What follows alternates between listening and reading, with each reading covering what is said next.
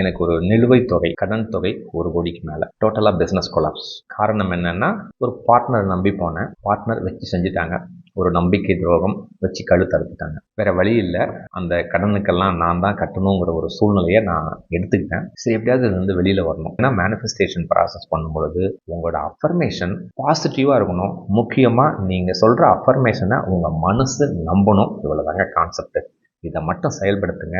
100% மாற்றம் வரும். இதை நான் செயல்படுத்த எனக்கு தெரிஞ்சுங்க 1 இயர் அந்த லோனை ஃபுல்லாக க்ளோஸ் பண்ணிட்டேன். பிஸ்னஸ் சூப்பராக எனக்கு செட் ஆச்சு. 100% என் தேவைகள் எல்லாமே கிடைச்சிது. என் வாழ்க்கையில் நடந்த மிராக்கிள் உங்கள் வாழ்க்கையிலும் நடந்தே தீரும். அற்புதமாக செயல்படுத்துங்க.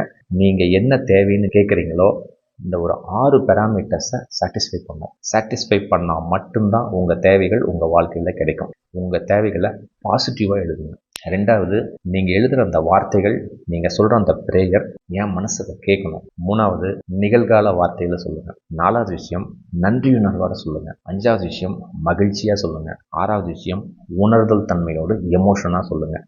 இந்த 6 பேராமீட்டர்ஸ் உங்கள் தேவைகளுக்கு பாசிட்டிவாக நீங்கள் செயல்படுத்தினீங்கன்னா 100% உங்கள் தேவைகள் எதுவாக இருந்தாலும் தட்டி தூக்கலாம்.